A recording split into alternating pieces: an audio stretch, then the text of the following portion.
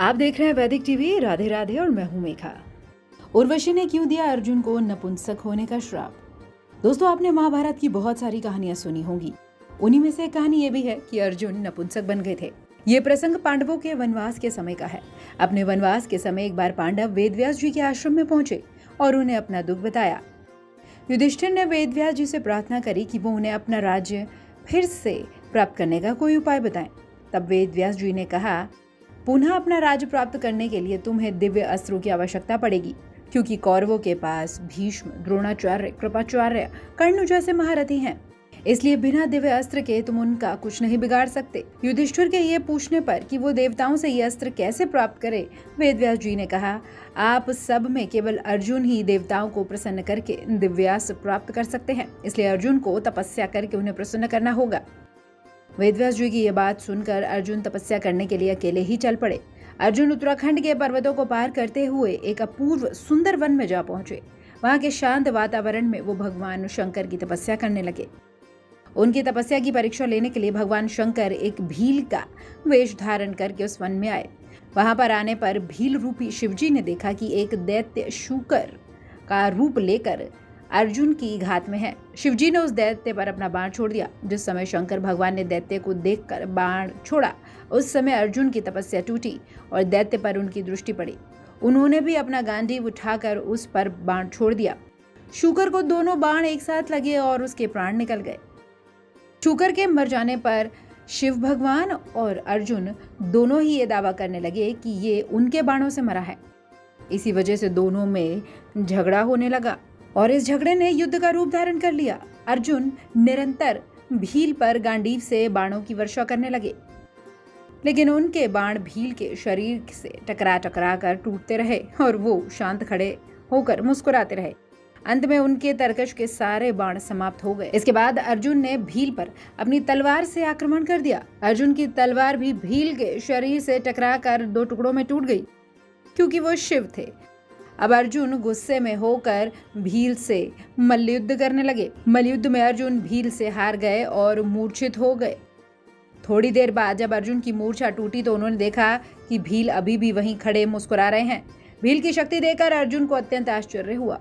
भील को मारने के लिए वो शिव भगवान से शक्ति लेना चाहते थे, इसलिए शिव भगवान की मूर्ति पर अर्जुन ने पुष्पमाला डाली। लेकिन ये देखकर उनको आश्चर्य हुआ कि माला शिव मूर्ति पर पड़ने की जगह भील के कंठ में चली गई। इससे अर्जुन समझ गए कि भगवान शंकर ही भील का रूप धारण करके वहां पर आए हैं। अर्जुन शंकर जी के चरणों में गिर पड़े। भगवान शंकर ने अपना असली रूप धारण कर लिया और अर्जुन से कहा, हे अर्जुन, मैं तुम्हारी तपस्या और पराक्रम से अति प्रसन्न हूँ और तुम्हें पाशुपात अस्त्र प्रदान करना चाहता हूँ। भगवान शंकर अर्जुन को पशुपात अस्त्र प्रदान करके अंतर्ध्यान हो गए। उसके बाद वहां पर वरुण, यम, कुबेर, गंधर्व और इंद्र अपने अपने वाहनों पर सवार होकर आए। सभी की अर्जुन ने विधिवत पूजा करी। ये देखकर यमराज ने कहा, अर्जुन, तुम नर के अवतार हो और श्री कृष्ण नारायण के अवतार हैं। तुम दोनों मिलकर अब पृथ्वी का भार हल्का करो। इस प्रकार सभी देवताओं ने अर्जुन को आशीर्वाद दिया और अपने अस्त्र शस्त्र अर्जुन को प्रदान करके वो अंतर्ध्यान हो गए। अर्जुन के पास से अपने लोक को वापस जाते समय देवराज इंद्र ने कहा, हे अर्जुन, अभी तुम्हें देवताओं के लिए अनेक कार्य संपन्न करने हैं। तुमको लेने के लिए मेरा सारथी आएगा। इसलिए अर्जुन उसी वन में रहकर प्रतीक्षा करने लगे। कुछ समय के पश्चात उन्हें लेने के लिए इंद्र के सारथी मातली वहां पहुंचे और अर्जुन को विमान में बिठाकर देवराज की नगरी अमरावती ले गए। इंद्र के पास पहुंचकर अर्जुन ने उन्हें प्रणाम किया। देवराज इंद्र ने अर्जुन को आशीर्वाद देकर अपने पास बिठाया।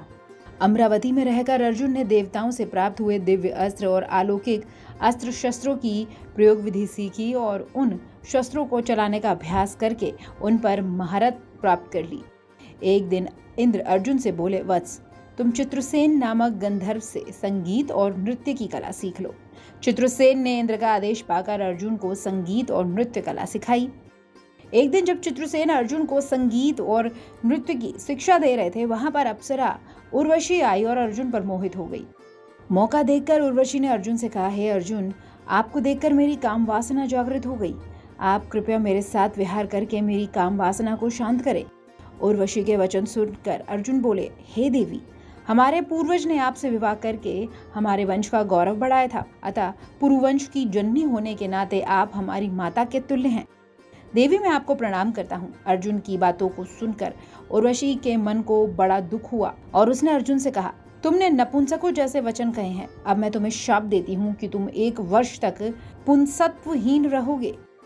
इतना कहकर उर्वशी वहां से चली गई। जब इंद्र को इस घटना के बारे में पता चला तो वो अर्जुन से बोले, वत्स, तुमने जो व्यवहार किया है वो तुम्हारे योग्य ही था। उर्वशी का शाप भी भगवान की इच्छा थी।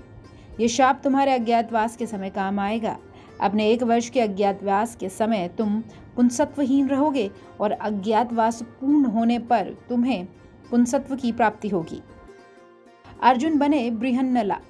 इसी शाप की वजह से अर्जुन 1 वर्ष के अज्ञातवास के दौरान बृहन्नला बने थे। इस रूप में अर्जुन ने उत्तरा को 1 वर्ष नृत्य सिखाया। उत्तरा विराट नगर के राजा विराट की पुत्री थी। अज्ञातवास के बाद उत्तरा का विवाह अर्जुन से हुआ और अर्जुन को अभिमन्यु पुत्र के रूप में प्राप्त हुआ। आपको ये कहानी कैसी लगी हमें कमेंट सेक्शन में ज़रूर बताएं और ऐसी ही रोचक कहानियों के लिए आपको वैदिक टीवी को सब्सक्राइब करना है। राधे राधे।